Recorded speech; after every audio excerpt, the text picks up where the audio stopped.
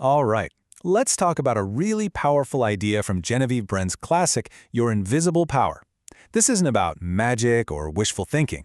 It's a calm, practical method for anyone who's ever felt like they're just spinning their wheels, trying harder and harder but getting nowhere. So let's start with a question that I'm pretty sure we've all asked ourselves at some point. Why is it that the harder you push for something, the more you strain and stress, the further away it seems to get? It feels like a total paradox, right? Well, it turns out there's a really good reason for it. Behrend called this feeling mental hurry, and she saw it as a pretty destructive force. See, all that strain and effort isn't necessarily a sign of how committed you are. More often than not, it's a sign of internal resistance. It's usually coming from a place of fear or doubt. It's kind of like trying to jam a key into the wrong lock. You can push all you want, but you're actually working against your own goal. To really get her solution, we have to look at her own story.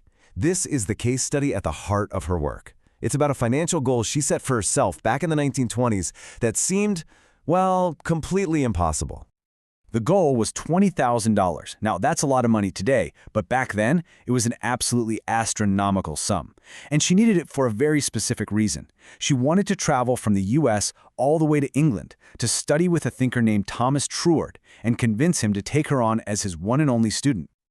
So what was her first move? Did she start frantically trying to find investors, scrambling for loans? Nope. Her first step was to turn inward.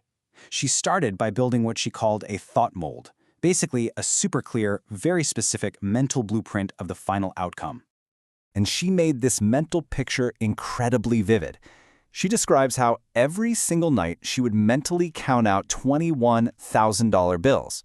She would imagine the feel of them, the sight of them, and she would connect that very specific action to the feeling of already being in England, ready to start her studies. This is so brilliant because it shows her visualization wasn't just a static picture. It was a whole story, a little movie she played in her head. It began with something tangible, counting the money, then it moved to buying the ticket, imagining the actual journey, and it always ended with the final scene, being accepted as his student. So that's what she did. But the big question is, why did it work? Now we're going to get into the science of it, the psychological principles that actually make this method of calm expectation so incredibly effective. And here is the absolute key to the whole thing. She created a detailed picture of the end result, but, and this is crucial, she deliberately let go of any anxiety about how it was all going to happen. This is so important. When you obsess over the how, you create stress, which can trigger something called ironic process. That's when trying so hard not to fail actually makes you focus on failure, and you can accidentally bring about the very thing you're trying to avoid. Okay, so once she had her mental picture locked in, she started to calmly watch for what she called the first sprout. You can think of it just like planting a seed in a garden. You don't dig it up every day to see if it's growing. You just water it and watch for that very first little green shoot to pop up. That's the first sprout, the first tangible sign or opportunity that points you in the right direction. And her advice for what to do when you see that first sprout is just as important. The idea is to act on it with calm, disciplined action. She actually warns against getting super excited or emotional, because that can scatter your energy and your focus. The size of that first step really doesn't matter nearly as much as its direction.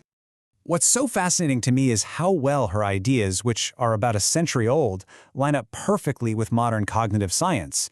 Watching for the first sprout is basically a way of creating what psychologists call implementation intentions, just a simple plan for when and where you're going to act. Avoiding strenuous effort is exactly how you sidestep that ironic process we just talked about. And feeling the goal as already yours, that's a powerful form of what's now called cognitive reappraisal, changing how you think to change how you feel. Okay, so this is all really interesting, but how do we actually make it work for us today?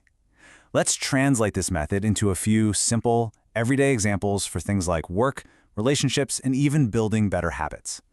So let's make this real. At work, maybe you picture a big project being a huge success. The first sprout could be a colleague making a small, helpful suggestion. You just calmly act on it. In a relationship, you might visualize more harmony. The sprout could be a quiet moment where you can calmly start a positive conversation.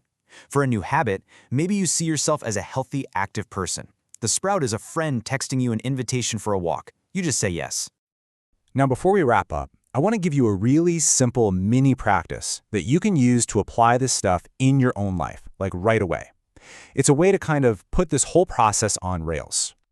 We're going to call it the picture-to-proof bridge. And really, the name says it all. It's a simple, repeatable practice that's designed to build a solid connection between that invisible picture you have in your head and the visible proof that shows up in your world. And building it is just 3 easy steps. First, you see it. Create that really clear mental movie of your final outcome. Second, you feel it. You generate that emotional signature of it already being done. Not wild excitement, but a quiet, calm certainty. And finally, number 3, you do it. You take one small action. You spot one first sprout and you act on it in a way that aligns with your picture. So if we boil it all down, the entire calm method really comes down to these 3 things. First, the picture. That's your detailed mental blueprint.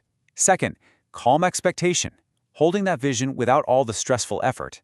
And third, follow through. Just a simple, disciplined practice of noticing and acting on those little opportunities that pop up. And that brings us to a final question for you to think about. Based on a goal you have right now, what's one small aligned action, one first sprout, that you can calmly take this week?